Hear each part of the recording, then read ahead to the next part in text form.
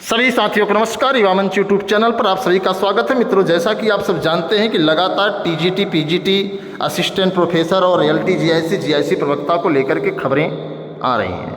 ऐसे हालात में बदलाव की खबर से हलचल तेज हो गई है।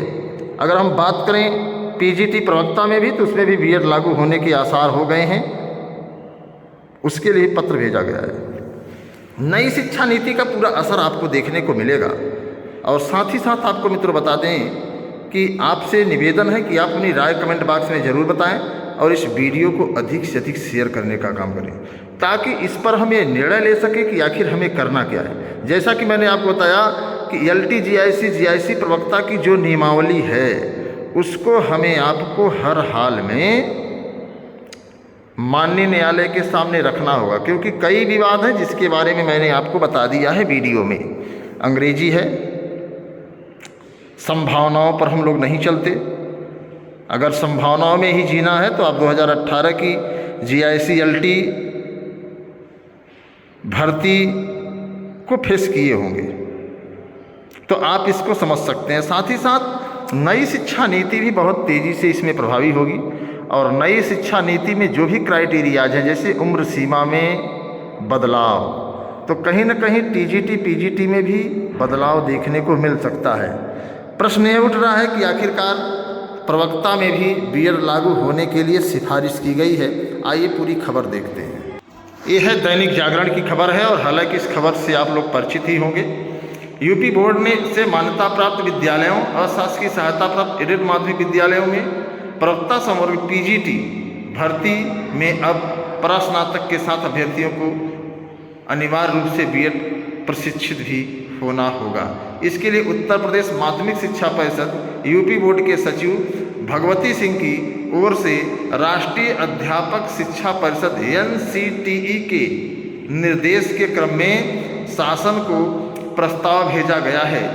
एडेड माध्यमिक के 1921 के एक्ट के में संशोधन किए जाने के बाद विषयवार निर्धारित अर्हता में क्रम में भर्ती कराई जाएगी। एडेड माध्यमिक विद्यालयों के लिए प्रशिक्षित स्नातक शिक्षक टीजीटी एवं प्रवक्ता समूह पीजीटी के रिक्त पदों के सापेक्ष उत्तर प्रदेश शिक्षा सेवा चयन आयोग चयन प्रक्रिया पूरी करेगा। अभी तक यह भर्ती उत्तर प्रदेश माध्यमिक शिक्षा सेवा चयन बोर्ड करता था। टीजीटी भर्ती की अर्हता में अभ्यर्थी का बीएड प्रशिक्षण प्राप्त होना अनिवार्य था, लेकिन पीजीटी भर्ती में बीएड प्रशिक्षण नहीं था। अब एनसीटी ने शिक्षक भर्ती के लिए बीएड प्रशिक्षण को अनिवार्य कर दिया है। इसलिए अर्हता में संशोधन की प्रक्रिया चल रही है।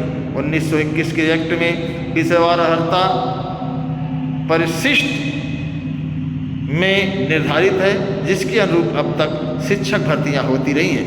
यूपी बोर्ड के प्रस्ताव के क्रम में शासन से परिशिष्ट में संशोधन किए जाने के बाद नई शैक्षिक अर्हता के क्रम में परास्नातक के साथ बीएड होने पर पीजीटी भर्ती कराई जाएगी। यूपी बोर्ड ने भेजे प्रस्ताव में कहा है कि जो अर्हताएँ राजकीय शिक्षकों की भर्ती में के लिए निर्धारित हैं, उसी अनुरूप एडेड माध्यमिक विद्यालयों में भर्तियां किया जाना उपयुक्त होगा, जिससे एनसीटी के निर्धारित मानक के क्रम में शिक्षक भर्तियों में एकरूपता रहे। एक तरफ उत्तर प्रदेश के यशस्वी मुख्यमंत्री लगातार देश में विकास की, रोजगार की मुखालफत कर रहे हैं, तो वहीं दूसरी तरफ ये जो खबर आई है रोडवेज में, अब उच्च शिक्षा प्राप्त महिलाएं भी संविदा पर मिलने वाली नौकरियों का रुख कर रही हैं। मंगलवार को झूसी रोडवेज वर्कशॉप में महिलाओं के लिए आयोजित रोजगार मेले में एमए, बीएड, डीएलएड और इलेक्ट्रॉनिक डिप्लोमा जैसी बड़ी बड़ी डिग्रियां रखने वाली सैकड़ों महिलाएं संविदा परिचालक बनने के लिए आवेदन करने पर पहुंची हैं। अब उत्तर प्रदेश में योगी जी लगातार मुखालफत कर रहे हैं, लेकिन डिग्रियों की क्या है, थोड़ा सा इसे आप देखिए कि आप जी कहाँ रहे हैं, किस प्रदेश में रह रहे हैं। आप देखिए, स्नातक के बाद एलएलबी कर रही हूँ, टीसीएस जे की तैयारी करना है, लेकिन फिलहाल खुद की पढ़ाई का खर्च उठाने के लिए यह नौकरी करना जरूरी है। तमाम महिलाएं हैं जिनकी डिग्रियों को आप देख करके आप समझेंगे कि वाकई देश में बेरोजगारी चरम पर है। ये मैं नहीं कह रहा हूँ, ये समाचार पत्र कह रहे हैं। अगर मैं कहूँगा तो कुछ लोग कहेंगे कि अनिल सिंह युवाओं को गुमराह कर रहा है। इसी कारण से सरकार लगातार मुकदमे, FIR वगैरह वगैरह, मानसिक उत्पीड़न, आर्थिक उत्पीड़न मेरा कर रही है, जिसके बारे में आप लोगों को भली भांति परिचित है, जानकारी है। अब इस बात को कहने में मुझे कोई गुरेज नहीं है कि योगी जी आप टीवी चैनलों के माध्यम से, समाचार पत्रों के माध्यम से जिस प्रयागराज में संपन्नता की बात कर रहे थे, वो संपन्नता आपको दिख रही है। सुजाता पांडे हैं, निखर अंजुम हैं, सावित्री हैं, शिप्रा यादव हैं, इन लोगों को रोजगार। महिलाओं की जब ये दशा है तो पुरुषों की दशा क्या होगी साहब, थोड़ा सा सोचिए। और देश में बेरोजगारी चरम पर है। देश में 1 करोड़ से अधिक पद खाली हैं, प्रदेश में लगभग 15 लाख उत्तर प्रदेश में खाली हैं। इन्हें भरे जाने की कवायद करिए। केवल भाषणों से देश नहीं चलेगा, भाषणों से प्रदेश नहीं चलेगा। तो मैं सीधे सीधे कहना चाहूँगा सरकार से कि इस दशा को देखकर कुछ तो शर्म करिए। एक खबर दूर तक जा रही है। और जो भी साथ इस वीडियो को देख रहे हैं, सभी से अपील है कि आप इस वीडियो को ज़रूर शेयर करें, अधिक से अधिक शेयर करें। सोचिए कि परिचालक की भर्ती के लिए B.Ed कर चुकी हैं अंजलि, B.Ed के बाद शिक्षक भर्ती के इंतजार में बैठी थी। भदोही से पहुंची सावित्री ITI कर चुकी हैं। मंगलवार की आयोजित इस मेले में सुबह से ही युवतियों ने के अलावा शादीशुदा और पति से अलग हो चुकी महिलाओं ने भी रोडवेज परिचालक के लिए, क्या बात है, उत्तर प्रदेश और टीवी पर देखता है उत्तर प्रदेश। तो थोड़ा सा इसको समझने की ज़रूरत है। और जो भी साथ इस वीडियो को देख रहे हैं, शेयर करने की भी ज़रूरत है। जब से मैं इस खबर को देखा हूँ, मैं खुद बेचैन हूँ कि आखिर उत्तर प्रदेश में महिलाओं की ये दशा है तो आखिर पुरुषों की क्या दशा होगी, इस पर आप लोग थोड़ा सा कमेंट करिए। एक खबर है, यूपी के गांव में घूमेंगे सचिव और लेखपाल, दान में मांगेंगे भूसा, शासन ने जारी किया आदेश। उत्तर प्रदेश के श्रावस्ती की खबर है कि जितने अधिकारी अब काम नहीं करेंगे, भूसा दान मांगेंगे। अब समझ चाहिए आप लोग, मुझे तो हंसी आ रही है। आप क्या कहना चाहेंगे इस खबर पर, कमेंट बॉक्स में ज़रूर बताएं सर। अगर हम बात करें, हर परीक्षार्थी की होगी आइरिस स्कैनिंग, खींची जाएगी फोटो। चयन आयोग की ये पहल बहुत अच्छी है।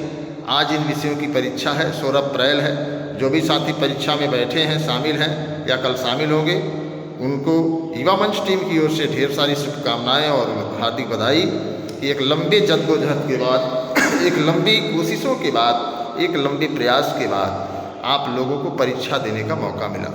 परीक्षा के लिए 10 सेक्टरों में बांटा जिला, पूरे जिले को 10 सेक्टर में बांट दिया गया है।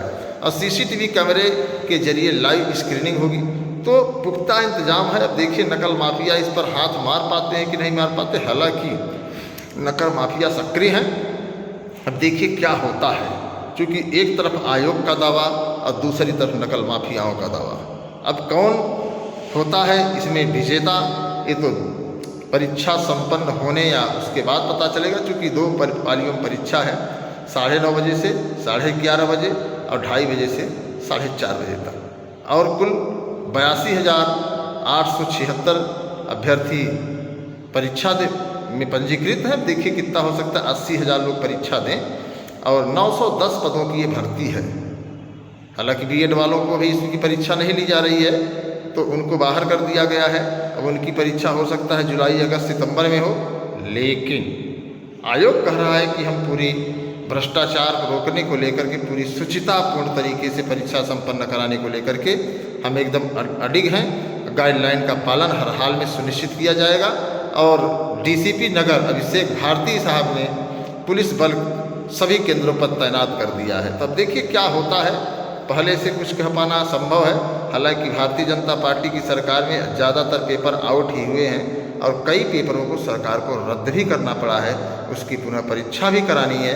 जैसे PCS की परीक्षा होगी, यारो की परीक्षा आपकी जुलाई में होने की उम्मीद है। तो ये इस खबर है। और मैं चाहूँगा कि आप लोग कमेंट बॉक्स में बताएं कि ये जो बदलाव हो रहे हैं, प्रवक्ता में B.Ed लागू होगा, फलाना में ये होगा, यहाँ होगा, तो इसको लेकर के न्यायालय का रुख आपको करना पड़ेगा। अगर आप लोग सहमत हैं तो मित्रों आप लोग आगे आइए, नहीं आएंगे तो लगेगी आग, लगेगी आग। आएंगे कई घर जद में, इस गली में मेरा ही मकान थोड़ी न है। तो आप लोग समझ सकते हैं। अगर आपको कोई समस्या होती तो आप हमारे मोबाइल नंबर 9451505685 पर कॉल कर सकते हैं। सभी साथियों को नमस्कार, धन्यवाद। मैं आपके संघर्षों का साथी अनिल सिंह, टीम युवा मंच।